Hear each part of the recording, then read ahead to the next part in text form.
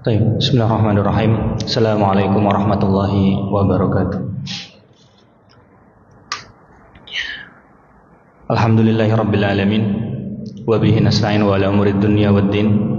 Wassalatu wassalamu ala asyrafil anbiya'i wal mursalin sayyidina Muhammadin wa ala alihi wa sahbihi wa man sara ala nahji ila yaumiddin. Amma ba'd.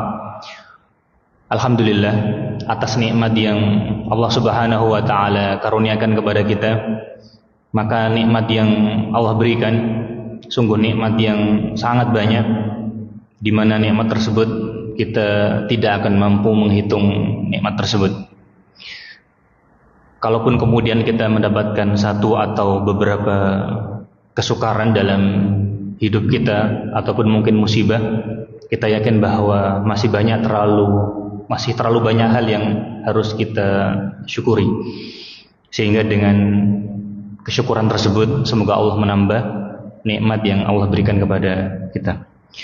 Salawat dan salam kemudian kita aturkan kepada Muhammad sallallahu alaihi wasallam, pembawa risalah Islam yang menunjukkan kepada kita jalan yang hak, jalan yang terang, jalan yang tidak ada lagi keraguan di dalam jalan tersebut. Dan kita berusaha untuk meniti jalannya Rasulullah SAW dan para sahabatnya ridwanullah alaihim ajmain.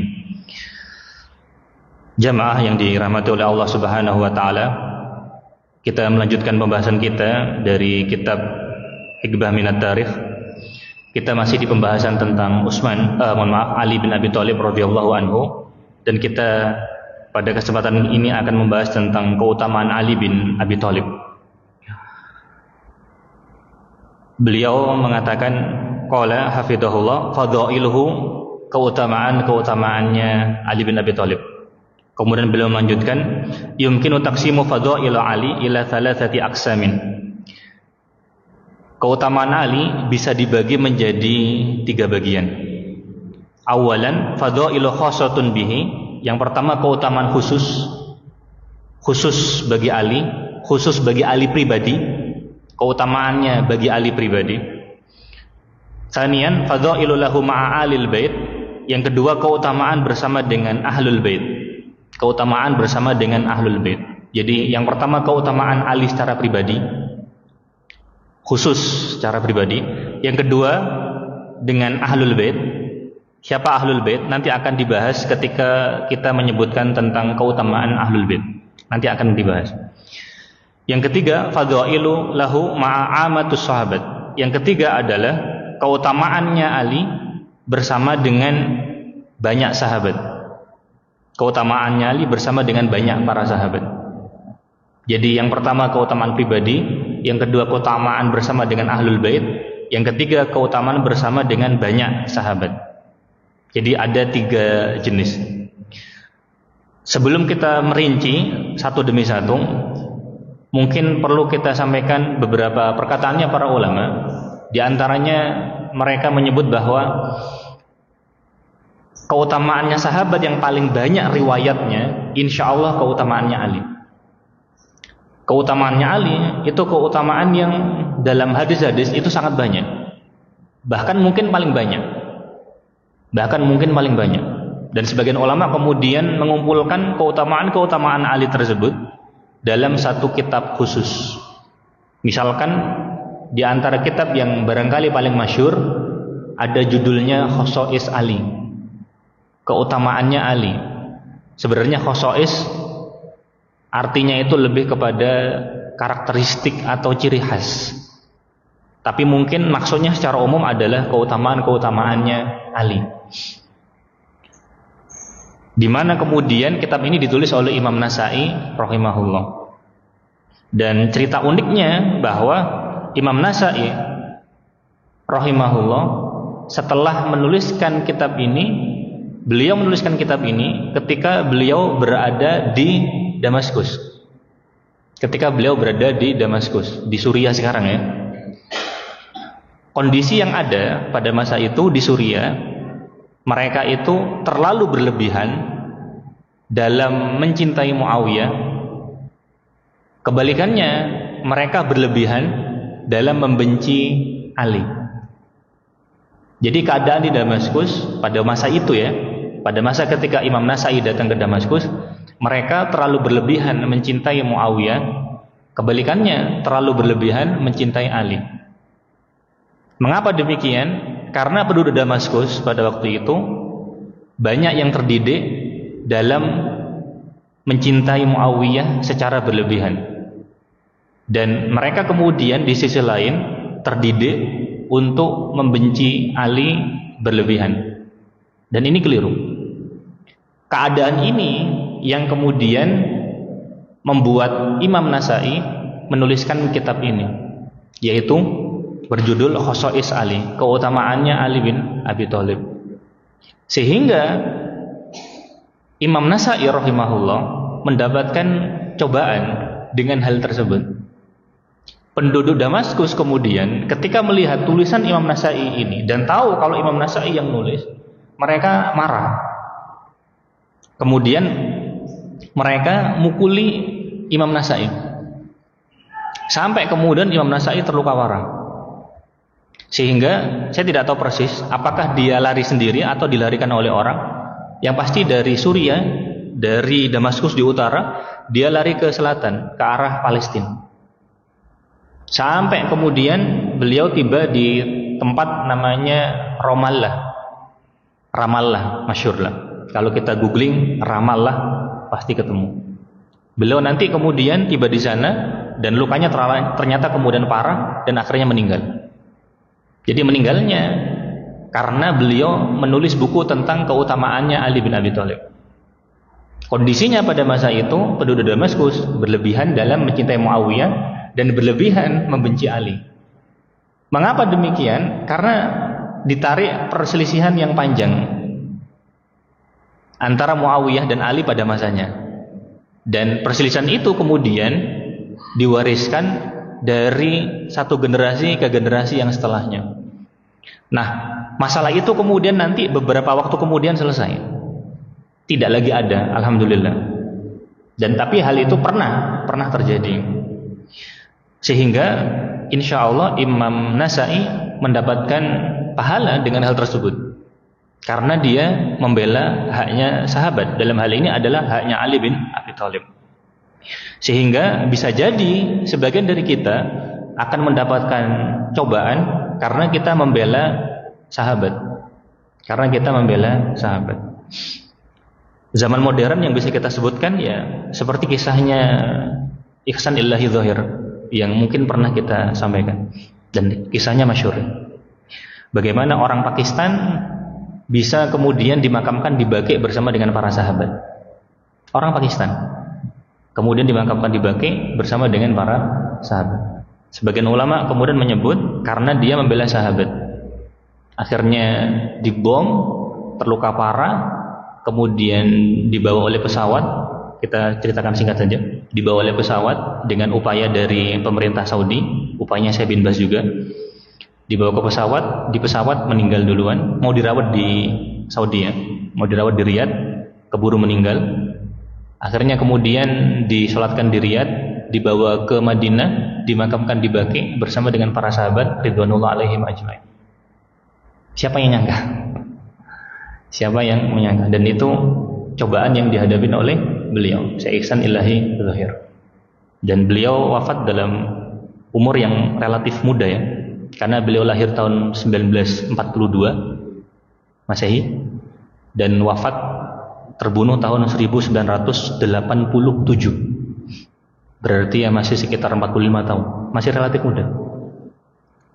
Sehingga itu beberapa kisah tentang bagaimana mereka membela para sahabat. Di sisi lain kemudian ketika kita sudah menyampaikan tentang bagaimana Imam Nasai terbunuh karena membela Ali bin Abi Thalib radhiyallahu anhu, cobaannya seperti itu. Salah seorang ulama masyhur yaitu Sufyan Ats-Tsauri, beliau kurang lebih pernah mengatakan, la yajtami'u hubbu Ali wa Utsman illa fi qulubi nubala'ir rijal. Tidak akan terkumpul kecintaan kepada Ali dan kecintaan kepada Utsman kecuali di hati-hatinya orang yang cerdas, orang-orang yang paham agama. Nubala. Nubala ini jamak dari nabil, orang-orang yang pintar, orang-orang yang cerdas, orang-orang yang paham agama.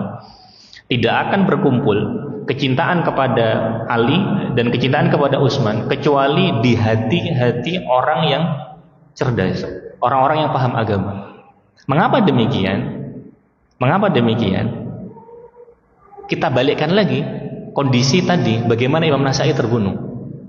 Karena orang-orang Damaskus pada masa itu berlebihan mencintai Muawiyah, kebalikannya berlebihan membenci Ali. Harusnya kemudian tidak ada satu sahabat pun yang kemudian dibenci oleh dia. Karena orang-orang kemudian pada masanya bisa jadi mereka belum mendapat informasi yang benar mengenai sikap yang seharusnya kepada Utsman dan juga kepada Ali. Karena misalkan orang-orang yang berlebihan mencintai Muawiyah seperti kasus yang ada di Damaskus yang kita ceritakan barusan, hampir bisa dipastikan mereka itu akan mencintai Utsman. Hampir bisa dipastikan mereka akan mencintai Utsman. Karena kita tahu bahwa perselisihan yang terjadi antara Ali dengan Muawiyah nanti akan kita sampaikan. Perselisihan yang terjadi antara Muawiyah dengan Ali, salah satu motif utamanya adalah karena Muawiyah adalah kerabat dekatnya Utsman. Kalau tidak salah sepupu 2 kali. Saya lupa apakah sepupu sekali atau sepupu 2 kali, saya lupa. Jadi Muawiyah kemudian berselisih dengan Ali, membela Ali, meskipun mungkin dalam beberapa caranya kurang tepat, tapi kita meyakini itu ijtihad. Sehingga apa yang dilakukan oleh Muawiyah sampai kemudian berselisih dengan Ali, motif utamanya adalah pembelaan kepada Utsman yang terbunuh secara zalim. Terbunuh secara zalim. Sehingga kemudian seakan-akan pihak yang mencintai Utsman dengan pihak yang mencintai Ali itu akan senantiasa kontradiksi pada masanya. Pada masa itu ketika kemudian kebenaran sulit untuk dibedakan, itu seakan-akan kemudian harus kontradiksi. Karena itu Imam Sufyan Ats-Tsauri mengatakan seperti itu. Tidak akan berkumpul kecintaan kepada Ali dan kepada Utsman kecuali pada orang-orang yang paham benar agama, paham dalil. Paham dalil. Sehingga kemudian Imam Dzahabi rahimahullah ketika menceritakan tentang kisah-kisah yang seperti itu, beliau kan muridnya Ibnu Taimiyah ya, sekitar abad ke-8. Beliau kurang lebih mengatakan karena itu pada masa ini, pada masa beliau maksudnya, kita itu kurang lebih harus bersyukur bahwa kita sudah tahu informasi bahwasanya Utsman itu seperti ini, Ali itu seperti ini, sehingga kemudian kita diselamatkan, kita kemudian diberikan taufik oleh Allah Subhanahu wa taala sehingga akidah kita selamat kepada semua sahabat. Bahasa sederhananya kurang lebih seperti itu disampaikan oleh Dzahabi rahimahullah dalam Syarh A'lam An-Nubala. Karena para sahabat dulu misalkan ketika sebagian dari mereka berselisih, sebagian dari mereka karena informasi yang ada itu campur aduk, rancu, sehingga belum bisa membedakan mana yang harus diikuti, mana yang harus ditinggalkan, kemudian bagaimana sikap yang benar ketika menghadapi masalah pada masa itu. Sehingga masing-masing semuanya beristihad sesuai dengan ilmu yang mereka punya pada masa tersebut. Sehingga kemudian jangan sampai ada di antara kita mencela salah satu dari sahabat hanya gara-gara mungkin mereka keliru dalam beberapa hal. Karena kekeliruan mereka, kita menganggap bahwasanya mereka itu berijtihad. Kalau kemudian mereka tidak berijtihad, kalau mereka tidak kita anggap sebagai orang yang berijtihad, perlu ditanyakan kepada kita. Kalau mereka tidak layak untuk berijtihad, lalu siapa orang yang layak untuk berijtihad selain mereka? Karena mereka orang yang paling berilmu, orang yang paling layak untuk berijtihad. Bisa jadi mereka akan keliru, sebagaimana kita akan lebih banyak kemungkinannya untuk keliru, karena ilmu kita tidak bisa dibandingkan dengan ilmu mereka. Sehingga jamaah yang dirahmati oleh Allah Subhanahu wa taala, kita hari ini memahami bahwasanya kita harus menghormati Ali, kita harus memuliakan Ali, sebagaimana kita harus memuliakan semua sahabat yang lain. Hakikatnya kita mendapatkan nikmat yang besar. Karena pada masa dahulu, pada masa sebelum-sebelumnya, banyak orang yang kita yakin mereka bisa jadi lebih berilmu daripada kita, dan sangat mungkin mereka akan lebih soleh daripada kita, lebih bagus agamanya dari kita. Tapi kemudian tidak semuanya mendapatkan taufik dari Allah Subhanahu wa Ta'ala untuk bisa menghormati para sahabat, memuliakan sahabat seperti yang kemudian kita dapatkan hari ini. Sehingga kemudian kita di sini layak untuk bersyukur kepada Allah Subhanahu wa Ta'ala, ditunjukkan akidah yang benar. Dalam hal ini akidah terhadap para sahabat ridwanullah alaihim ajma'in. Baik, kurang lebih itu gambaran secara umum. Sekarang kita akan merinci satu demi satu rincian dari pembagian 3 keutamaan Ali tadi, yaitu keutamaan pribadi yang pertama, yang kedua keutamaan Ali bersama dengan Ahlul Bait, yang ketiga nanti keutamaannya Ali bersama dengan banyak para sahabat. Apakah semua sahabat? Tidak, tapi beberapa sahabat atau banyak sahabat yang kemudian memenuhi syarat-syarat tertentu ini. Baik, kita mulai dari yang pertama, keutamaan khusus bagi Ali. Keutamaan yang khusus bagi Ali. Ada beberapa hadis yang disampaikan oleh penulis hafizahullah terkait dengan keutamaan khusus bagi Ali. Kita mulai dari hadis yang pertama. Rasulullah SAW mengatakan dalam perang Khaybar. Rasulullah bersabda, "La'utiyanna ar-rayata rajulan yuhibbullaha wa rasulahu wa yuhibbuhu Allahu wa rasuluhu." Hadis pertama tentang keutamaan khusus bagi Ali bin Abi Thalib, hadis Rasulullah SAW. Rasulullah SAW dalam perang tersebut kemudian menunda perang untuk sementara. Lalu kemudian Rasulullah pada malam hari itu mengatakan, "La'utiyanna ar-rayata ghadan." Besok hari aku akan benar-benar menyerahkan royah. Royah itu bendera, panji perang. Orang yang memegang panji berarti dia yang akan menjadi pemimpin dalam peperangan yang akan dilakukan itu.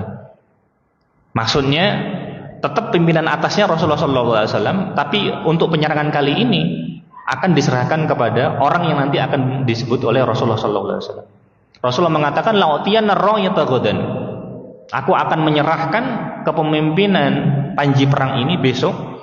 Rajulan, seseorang, yuhibbullaha wa rasulahu. Di mana kemudian orang yang akan memegang panji besok hari itu adalah yuhibbullaha wa rasulahu. Dia mencintai Allah dan mencintai Rasulullah Sallallahu Alaihi Wasallam. Jadi Rasulullah kemudian memberikan kepastian bahwa orang yang ditunjuk besok itu betul-betul mencintai Allah dan mencintai Rasulullah Sallallahu Alaihi Wasallam. Sehingga ini sifat yang mulia, di mana besok ternyata itu adalah Ali yang diberi. Kemudian Rasulullah melanjutkan, "Wa yuhibbuhu Allahu wa rasuluhu." Sifat yang kedua yang ada pada orang ini, adalah bahwa Allah Subhanahu wa Ta'ala dan juga Rasulullah Sallallahu Alaihi Wasallam itu juga mencintai dia. Jadi cinta itu kemudian bahasa orang dulu ya, tidak bertepuk sebelah tangan. Jadi dia mencintai Allah dan Rasulnya, Allah dan Rasulnya mencintai dia. Jadi ini dua sifat yang ada pada besok kemudian jelas ternyata itu adalah Ali bin Abi Thalib.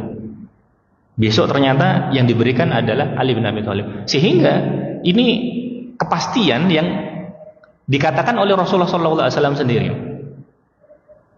Sebenarnya nanti hadis ini panjang. Nanti ada beberapa sifat lain. Di antara sifatnya bahwa Rasulullah memastikan bahwa besok kaum muslimin akan menang dengan perantaraannya dia, dengan wasilahnya dia sebagai pemimpin. Di sisi lain kemudian yang tidak disebutkan dalam rincian hadis ini, tapi dalam beberapa potongan riwayat-riwayat yang lain jika dikumpulkan, sebenarnya keadaannya Ali pada masa itu, Ali pada waktu itu sakit mata. Kondisi matanya itu kemudian Ali tidak normal. Saya lupa persisnya sakitnya bagaimana. Intinya matanya bermasalah. Sehingga pada masa itu kemudian Orang-orang sebenarnya seperti tidak menyangka bahwasanya yang dapat itu kemudian Ali, karena keadaannya tidak memungkinkan. Dan pada malam hari itu, semua sahabat, bisa dikatakan semua sahabat atau mayoritas para sahabat berharap mereka akan mendapatkan kepercayaan dari Rasulullah tersebut. Termasuk diantaranya Umar. Sampai kurang lebih Umar mengatakan, aku tidak pernah berharap untuk mendapatkan kepemimpinan seperti dalam peristiwa tersebut. Kenapa kemudian berharap mendapatkan kepemimpinan? Karena dalam perkataannya Rasulullah SAW ini terdapat pujian bagi orang yang akan ditunjuk, sehingga sampai Umar pun kemudian juga berkeinginan mendapatkan kepemimpinan tersebut. Tapi mendapatkan kepemimpinan tersebut bukan karena jadi pemimpinnya, bukan karena syahwat pingin jadi pemimpinnya, tapi lebih kepada keutamaan yang disebutkan dalam sifat itu tadi. Karena sifatnya luar biasa. Bagaimana dia mencintai Allah dan Rasulnya, dan Allah Subhanahu wa Ta'ala dan Rasulnya mencintai dia. Ini luar biasa. Pensifatan yang luar biasa. Sehingga besok Ali bin Abi Thalib radhiyallahu anhu kemudian matanya masih sakit, lalu oleh Rasulullah SAW kemudian diludahi sedikit, bahasa Arabnya dengan basoko, jadi diludahin sedikit. Ya kalau kita jangan. Kalau kita jangan. Karena ini keberkahan khusus bagi Rasulullah SAW. Jangan main-main. Jangan main-main, bahaya. Kita masukin insto aja mikir-mikir. Sedangkan ini ludah. Tapi ludahnya Rasulullah SAW ya beda kan. Sehingga ini hukum khusus bagi Rasulullah SAW. Nah setelah itu kemudian matanya Ali bin Abi Thalib radhiyallahu anhu kemudian normal dan baik. Salah satu pelajaran yang bisa kita ambil dari peristiwa ini bahwa kalau rezeki nggak akan kemana, karena kondisinya ya sulit bagi Ali. Mungkin dia berjalan saja susah, bagaimana kemudian memimpin pasukan dalam kondisi mata seperti itu. Apalagi dalam perang kita tahu penglihatan harus awas ya, harus waspada dan seterusnya. Sehingga ini salah satu keutamaan bagi Ali bin Abi Thalib radhiyallahu anhu wa arda. Baik, ini hadis yang pertama ya dalam perang Khaybar. Kemudian kita bahas hadis yang kedua, keutamaan khusus bagi Ali. Keutamaan khusus bagi Ali diantaranya adalah hadis Ali bin Abi Thalib radhiyallahu anhu sendiri, di mana Ali mengatakan, Rasulullah SAW berkata kepadaku, la yuhibbuka illa mu'min wa la yubghiduka illa munafik. Tidak ada orang yang mencintaimu kecuali orang yang mukmin. Tidak ada orang yang mencintaimu kecuali dia adalah orang yang mukmin. Wala yubghiduka illa munafik. Tidak ada orang yang membencimu kecuali dia orang munafik. Maknanya bahwa orang yang membenci Ali, insya Allah itu salah satu tanda keimanannya. Kalau kemudian ada orang membenci Ali bin Abi Thalib, itu salah satu tanda kemunafikan yang ada pada dirinya. Sehingga salah satu tanda keimanan dan salah satu tanda kemunafikan itu diukur dengan kecintaan kepada Ali. Sebagaimana juga misalkan secara umum ya, hadis ini sebenarnya hadis terkait dengan keutamaan Ansor. Ketika Rasulullah SAW mengatakan la yubghidul ansor illa la yuhibbul ansor illa mu'min wa la yubghidul ansor illa munafik. Tidak ada orang yang mencintai orang Ansor kecuali orang yang beriman, dan tidak ada orang yang membenci orang Ansor kecuali orang yang munafik. Para ulama menyebutkan bahwa sebenarnya tanda keimanan ini bukan hanya terkait dengan orang Ansor saja. Sebagaimana kita katakan bahwa bukan hanya terkait dengan Ali saja, tapi juga terkait dengan sahabat secara umum. Tapi penyebutan Ali di sini itu berarti menunjukkan bahwasanya Ali punya tempat yang khusus. Seakan-akan kemudian Ali menjadi salah satu sarana untuk tes kualitas keimanannya. Apakah kemudian dia mukmin ataukah dia kemudian memiliki beberapa tanda kemunafikan yang ada pada dirinya. Karena itu kita kemudian harus bersyukur ya, bahwa kemudian kita mencintai semua sahabat, dan kita tidak hanya pada satu sahabat lalu kemudian meninggalkan sahabat yang lain. Karena itu kita berani mengatakan bahwa kita lebih berhak kepada Ali, kita ahlu sunnah lebih berhak kepada Ali daripada orang Syiah berhak kepada Ali. Kita lebih berhak, karena mereka hanya mencintai Ali atau beberapa orang tertentu yang terkait dengan ahlul bait, tapi kemudian memusuhi banyak sahabat, di mana hal tersebut bertentangan dengan firman Allah, bertentangan juga dengan sabda Rasulullah SAW, dan juga kesepakatannya para sahabat dan seterusnya. Sehingga kita lebih berhak kepada Ali daripada haknya orang Syiah terhadap Ali. Karena ahlu sunnah kemudian memberikan penghormatan yang tepat kepada semua sahabat tanpa terkecuali. Meskipun kita harus juga meyakini bahwa masing-masing sahabat, sebagian dari mereka memiliki keutamaan yang berbeda, memiliki tempat yang berbeda, di mana kemudian masing-masing memiliki keutamaan yang belum tentu sama satu sama lain. Itu kemudian yang menjadi keyakinan kita. Kemudian itu hadis yang kedua. Kita lanjutkan hadis yang ketiga. Hadis yang ketiga, an Sa'ad bin Abi Waqqas radhiyallahu anhu qala. Dari Sa'ad bin Abi Waqqas radhiyallahu anhu qala. Qala Rasulullah sallallahu alaihi wasallam. Rasulullah sallallahu alaihi wasallam mengatakan li Ali. Rasulullah mengatakan kepada Ali, "Anta minni bimanzilati Harun min Musa, illa annahu la nabiyya ba'di." Rasulullah mengatakan kepada Ali, "Anta minni bimanzilati Harun." Engkau di sisiku, di sisi Rasulullah sallallahu alaihi wasallam, bimanzilati Harun, seperti posisinya Harun dari Musa alaihi salam.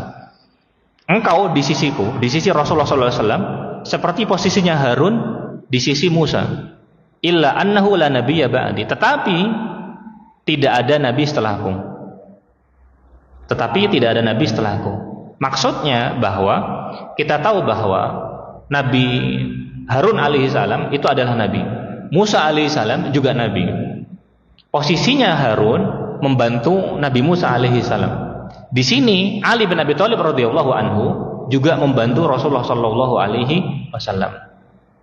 Hanya saja Ali jelas Ali bukan nabi, sebagaimana dikatakan oleh Rasulullah sallallahu alaihi wasallam di sini. Posisinya Nabi Harun itu seperti dalam ayat doanya Nabi Musa alaihi salam, Rabbis shrah li sadri wa yassir li amri wahlul 'uqdatam min lisani yafqahu qawli waj'al li waziran min ahli Haruna akhi. Waj'al li waziran min ahli, jadikan dari keluargaku, dari kerabatku, Haruna waziran min ahli, pembantu ya. Wazir sekarang sering diartikan menteri, artinya sebenarnya membantu. Orang yang membantu dakwahnya Nabi Musa. Di mana kemudian dia posisinya masih kerabat dekatnya Musa alaihissalam. Saya lupa silsilahnya Musa dengan Harun, saya lupa. Tapi masih keluarganya. Begitu juga kita tahu Ali bin Abi Thalib dengan Rasulullah SAW masih kerabat dekat, bahkan sepupu ya. Dan posisinya juga membantu Rasulullah SAW. Hanya bedanya Harun nabi, Musa nabi, Rasulullah SAW jelas nabi dan Rasul, sedangkan Ali alaihissalam bukanlah nabi. Bedanya di situ. Kita tahu bahwa hadis ini dikatakan oleh Rasulullah SAW ketika Rasulullah hendak berperang, walaupun nanti nggak jadi perang ya. Ketika hendak berangkat ke Tabuk. Waktu itu perjalanan Rasulullah SAW ke Tabuk untuk memerangi Romawi. Ali sudah siap mau berangkat, tapi ternyata Ali bin Abi Thalib radhiyallahu anhu diberikan amanah oleh Rasulullah SAW untuk mengurusin urusan keluarganya Rasulullah. Sehingga Ali kemudian bertanya, apakah kemudian aku harus ngurusin wanita dan anak-anak? Seakan-akan kemudian Ali merasa kok tugasnya seperti ini. Mungkin menganggap bahwa hal itu tidak begitu penting atau bagaimana. Lalu Rasulullah SAW mengatakan hal seperti ini. Anta minni bimanzilati Harun min Musa illa la nabiyya ba'di. Posisi engkau di sisiku seperti posisinya Harun di sisi Musa. Hanya saja kemudian tidak ada nabi setelahku. Sehingga posisinya Ali alaihissalam posisi yang agung ya, di sisi Rasulullah sallallahu alaihi wasallam. Di sisi lain bahwa ketika Ali menjadi menantunya Rasulullah sallallahu alaihi wasallam, Itu juga posisi yang luar biasa ya. Karena menjadi menantunya orang besar itu biasanya orang udah seneng. Jadi menantunya misalkan kepala desa, mungkin orang udah seneng. Apalagi menantunya bupati, apalagi menantunya gubernur, menantunya presiden. Ini menantunya Nabi. Presiden, raja segala macam tidak ada apa-apanya dibanding dengan Nabi. Sehingga keutamaan yang luar biasa. Selanjutnya, hadis yang keempat, keutamaannya Ali secara khusus. An Zaid bin Arqam qala, dari Zaid bin Arqam dia mengatakan, qala Rasulullah sallallahu alaihi wasallam. Rasulullah sallallahu alaihi wasallam mengatakan, man kuntu maulahu fa ali maulahu. Man kuntu maulahu fa ali maulahu. Siapa yang aku menjadi orang yang ia cintai, siapa yang aku menjadi orang yang ia cintai, maka selayaknya Ali menjadi orang yang ia cintai. Sekali lagi, siapa yang aku menjadi orang yang ia cintai, maka selayaknya Ali menjadi orang yang ia cintai. Jadi maksudnya sederhananya, kalau kemudian dia benar-benar mencintai Rasulullah Shallallahu Alaihi Wasallam, harusnya dia kemudian juga mencintai Ali. Jadi seakan-akan kemudian kecintaan kepada Rasulullah Shallallahu Alaihi Wasallam itu belum cukup sebelum dia juga mencintai Ali. Hanya saja kita juga harus tahu bahwa kecintaan kita kepada Ali ya belum nggak sama dengan kecintaan kita kepada Rasulullah. Tetap harus mencintai, tapi tentu saja mencintai satu dengan yang lain itu kan statusnya belum tentu sama. Ketika kita misalkan mencintai Allah, ya jelas mencintai Allah ada aturannya. Mencintai Rasulullah ada aturannya juga. Mencintai Abu Bakar ada aturannya. Nanti mencintai sahabat secara umum aturannya kan dalam rincian yang berbeda, akan berbeda dengan rincian secara khusus misalkan mencintai Abu Bakar. Karena masing-masing punya porsi yang berbeda. Kita mencintai anak kita, nggak sama kan mencintai anak kita dengan mencintai istri kita misalkan. Sama-sama mencintai, tapi ada kekhususan tertentu. Sehingga hadis ini menunjukkan tingginya posisi Ali di sisi Rasulullah Shallallahu Alaihi Wasallam. Sehingga kita menyebutkan 4 hadis yang menunjukkan keutamaan khususnya Ali, keutamaan Ali secara khusus. Kita masuk ke keutamaannya Ali dari sisi yang kedua, yaitu keutamaannya Ali bersama dengan Ahlul Bait. Sekarang kita bahas siapakah Ahlul Bait. Ahlul Bait secara umum itu adalah paling tidak itu ada 4 keluarga. Ahlul Bait secara umum itu paling tidak mencakup 4 keluarga. Yang pertama keluarganya Ali, yang kedua keluarganya Ja'far, yang ketiga keluarganya Aqil, yang keempat keluarganya Abbas. Sekali lagi, keluarganya Ali, keluarganya Ja'far, keluarganya Aqil, keluarganya Abbas. Ali jelas kita sama-sama tahu. Ja'far itu kakaknya Ali. Ja'far kakaknya Ali. Antara Ali dengan Ja'far selisihnya 10 tahun. Nanti yang ketiga Aqil. Aqil itu di atasnya Ja'far.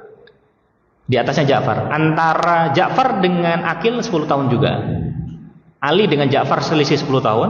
Selisihnya Ja'far dengan Aqil 10 tahun. Aqil ini masuk Islamnya belakangan. Kalau Ja'far masuk Islamnya lebih awal. Bahkan kita tahu Ja'far ini pernah hijrah ke Habasyah. Nanti anak-anaknya lahir di Habasyah 2 atau 3. Lalu kemudian Ja'far ini balik ketika perang Khaybar tadi. Akhir dari perang Khaybar balik dari Habasyah, Ethiopia, balik ke Madinah. Lalu kemudian itu tahun 7 ya. Tahun 8 kemudian Ja'far diutus oleh Rasulullah untuk memimpin perang Mu'tah melawan pasukan Romawi. Kita tahu Ja'far kan terbunuh di sana. Sampai kemudian terputus. Sehingga kemudian Ja'far punya gelar Dzul Janahain. 2 sayap. Karena kemudian kedua tangannya terputus. Karena belakangan ketika terputus satu, kemudian panji satunya itu dijepit, dikempit katanya orang Jawa. Tapi kemudian akhirnya terputus lagi. Kita tahu bahwa 3 panglima kan terbunuh di sana. Zaid bin Harithah, kemudian Ja'far, kemudian Abdullah bin Rawaha. Dan Rasulullah Shallallahu Alaihi Wasallam di mimbar Madinah menceritakan terbunuhnya ketiga panglima tersebut dalam kondisi Rasulullah bersedih. Jadi kalau bahasa kita, mohon maaf saya jelaskan dengan bahasa kita ya, dengan bahasa hari ini, seakan-akan Allah itu menampakkan peristiwa itu kepada Rasulullah Shallallahu Alaihi Wasallam.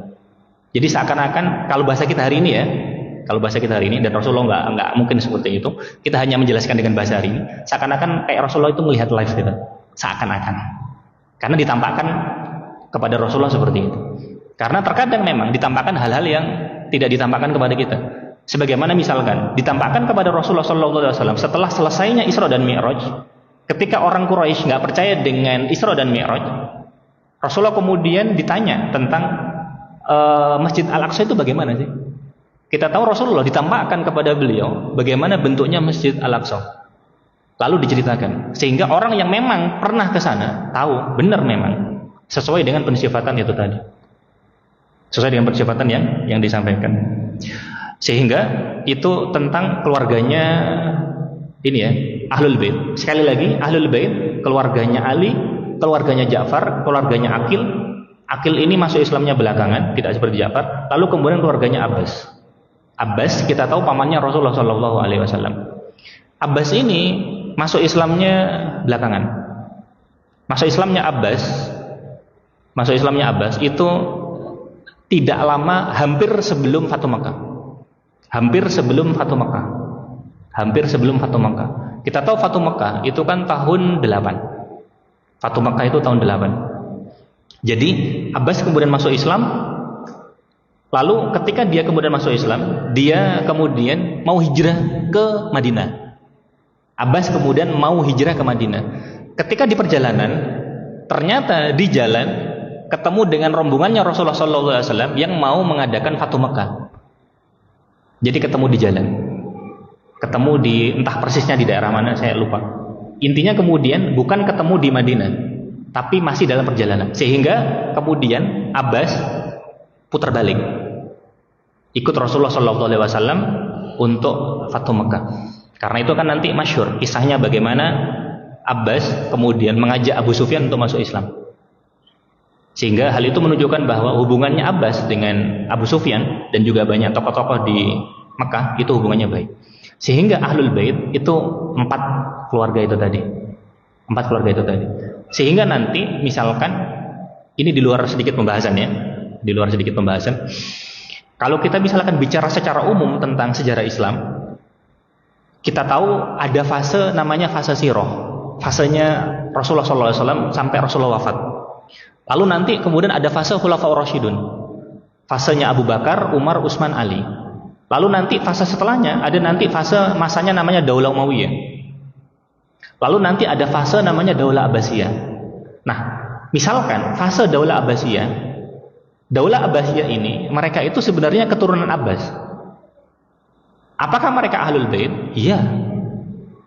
Mereka Ahlul Bait. Sehingga jangan sampai kita salah memahami bahwa Ahlul Bait itu hanya keturunannya Ali saja. Itu keliru. Tidak benar. Dan kalau ada orang kemudian mengklaim seperti itu, ya salah. Keliru, tidak benar. Tidak benar, karena masih ada lain yang belum disebutkan. Jadi hanya menyebutkan sebagiannya saja. Benar memang bagian dari Ahlul Bait. Baik, dan menjadi bagian dari Ahlul Bait suatu kemuliaan. Hanya saja bahwa nasab itu ya tidak bermakna apa-apa kalau tidak diikuti dengan akidah yang benar, tidak diikuti dengan amalan yang benar. Zaman sekarang banyak kan yang katanya keturunannya Nabi tapi seperti itu. Banyak. Karena itu bukan ukuran. Nasab, kita bersyukur dengan nasab. Nasab kita apapun itu kita syukuri. Tapi bukan segala-galanya. Nasab bukan segalanya. Nasab bisa jadi menjadi wasilah bagi kita untuk mendapatkan kemuliaan, dan yang kita cari kemuliaan dalam agama. Karena misalkan orang tua kita, orang tua yang alhamdulillah misalkan meskipun mungkin secara pendidikan biasa saja, tapi kemudian perhatian dengan urusan agama kita, lalu kemudian betul-betul hati-hati dalam masalah agama, meskipun pemahamannya terbatas ya, kita bersyukur dengan hal tersebut, karena bisa menjadi wasilah. Karena kalau misalkan nasab menjadi ukuran, ya harusnya orang seperti Abu Lahab harusnya menjadi orang mulia kalau hitungannya nasab. Tapi kita tahu sampai entah kapan orang akan baca tabbat yada abi lahab wa tab, sehingga bukan ukuran, tapi nasab kemudian kita syukuri. Taib, Allah taala alam bisawab. Silakan adzan dulu, kita lanjutkan sedikit.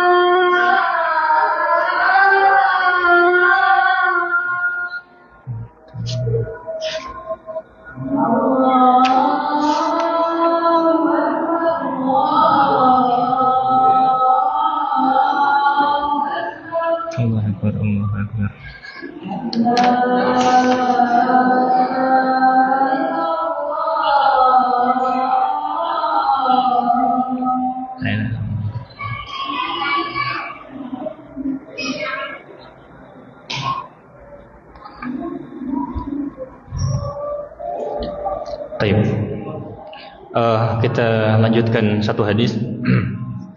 Kita akan membahas tentang keutamaannya Ali bersama dengan keutamaannya Ahlul Bait.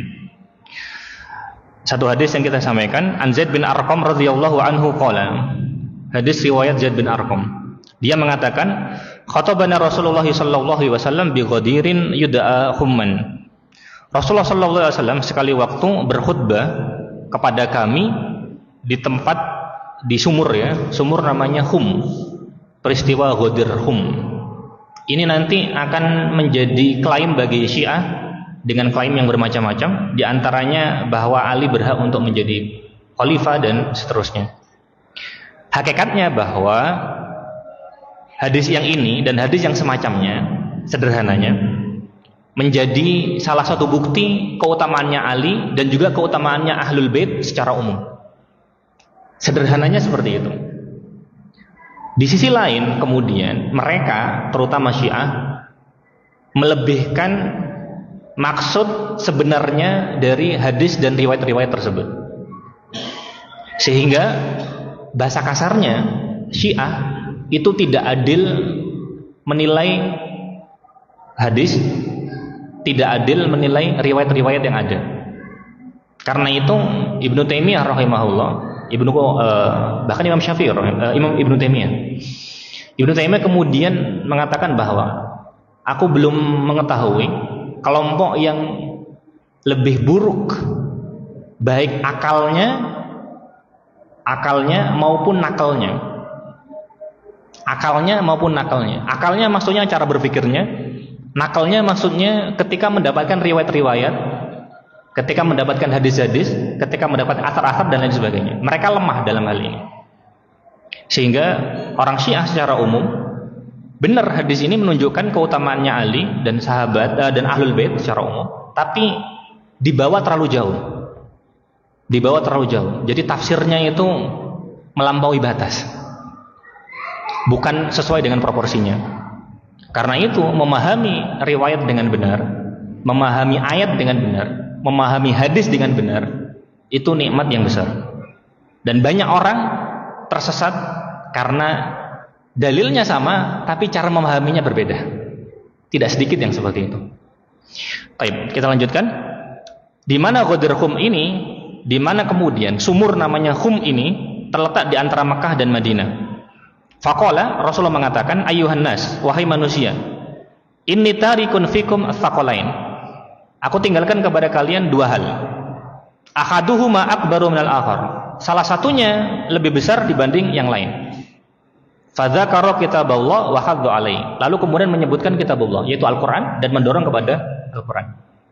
Sehingga ada beberapa periwayatannya, ketika Rasulullah menyebutkan dua hal, kadang-kadang menyebutkan Al-Qur'an, kadang menyebutkan As-Sunnah. Dalam hal ini menyebutkan Al-Qur'an, dan satu lagi nanti menyebutkan Ahlul Bait, menyebutkan kewajiban untuk menghormati, memuliakan Ahlul Bait. Rasulullah mengatakan, "Tsumma qala wa ahlu baiti," dan juga kemudian ahlu baitnya Rasulullah sallallahu alaihi wasallam. Udzakirukumullah fi ahli baiti, udzakirukumullahu fi ahli baiti. Aku mengingatkan kalian atas nama Allah Subhanahu wa taala akan haknya ahlul bait. Aku mengingatkan kalian dengan nama Allah Subhanahu wa taala atas nama ahlul bait. Maksudnya ahlul bait harus dihormati, harus dimuliakan. Dan itu sesuai dengan perintah Allah dan perintah Rasulullah sallallahu alaihi wasallam, tapi sekali lagi sesuai dengan proporsinya. Tidak boleh berlebihan. Kemudian qila li Zaid bin Arqam, "Wa man ahlu baitihi?" Siapa ahlu baitnya? Qala alladzina khurimu shadaqah. Ahlu bait itu salah satu ciri khas mereka bahwa hukum khusus yang berlaku pada mereka di antaranya adalah khurimu as-shadaqah. Mereka itu dilarang, mereka itu diharamkan untuk memakan zakat. Jadi mereka nggak boleh dikasih zakat. Ini memang hukum khusus. Siapakah mereka? Sebagaimana kita sebutkan. Yang pertama Alu Ali, keluarganya Ali. Yang kedua Alu Ja'far, keluarganya Ja'far. Yang ketiga Alu Aqil, keluarganya Aqil. Yang keempat Alu Abbas, keluarganya Abbas. Hukum khususnya bagi mereka diharamkan memakan uang zakat. Jadi kalau ada pembagian zakat, Ahlul Bait itu kalau benar nasabnya nggak boleh. Ini hukum khusus bagi mereka. Hukum khusus bagi mereka. Dilarang makan zakat. Qila li Zaid, dikatakan kepada Zaid, aqulu haula khurrima shadaqah. Apakah semua dari mereka dilarang untuk mengambil harta sedekah? Qala na'am, benar. Mereka tidak boleh mengambil harta sedekah. Jadi kalau ada pembagian zakat, meskipun mungkin miskin, hukum asalnya tidak boleh. Tapi nanti mungkin ada perincian, mungkin ada kekhususan dalam kondisi tertentu. Tapi hukum asalnya nggak boleh. Kita sampaikan hukum asalnya dulu, nggak boleh. Nanti ada perincian, tidak perlu kita sampaikan. Ini terlalu detail pembahasan fikihnya. Barangkali ada sebagian yang membolehkan, tapi sekali lagi hukum asalnya nggak boleh. Kita sampaikan hukum asalnya saja. Sehingga ini hukum khusus yang berlaku bagi Ahlul Bait, bahwasanya mereka tidak boleh makan zakat, makan harta zakat. Ini hukum khusus bagi mereka. Kurang lebih itu jamaah yang dirahmati oleh Allah Subhanahu wa taala. Kesimpulan yang bisa kita ambil dari pertemuan kita hari ini bahwa kemuliaannya Ali banyak. Satu. Kesimpulan yang kedua bahwa sebagian ulama menyebutkan bahwa sahabat yang paling banyak kemuliaannya itu Ali. Kesimpulan yang ketiga bisa kita simpulkan bahwa mencintai Ali dan juga mencintai sahabat yang lain, terutama Utsman, itu pada hari ini salah satu nikmat yang harus kita syukuri. Karena betapa banyak orang pada masa dahulu tidak mendapatkan kesempatan ini. Bahkan mungkin mereka keliru dalam masalah ini. Dan ketika kita hari ini mendapatkan nikmat tersebut, kita wajib untuk bersyukur dengan nikmat tersebut. Kemudian kesimpulan yang keempat bahwa keutamaannya Ali sebagaimana kita sampaikan, ada keutamaan secara pribadi, ada keutamaan yang bersama dengan Ahlul Bait, ada keutamaan kemudian bersama dengan banyak para sahabat. Maksudnya sahabat yang memiliki sifat yang sama, memiliki syarat yang sama, memiliki karakteristik yang sama. Karena sebagian sahabat ada yang seperti itu. Sehingga itu yang mungkin bisa kita sampaikan pada kesempatan kali ini. Kita lanjutkan pada kesempatan yang akan datang. Kurang lebihnya mohon maaf. Subhanakallahumma wa bihamdika asyhadu an la ilaha illa anta astaghfiruka wa atubu ilaik. Assalamualaikum warahmatullahi wabarakatuh.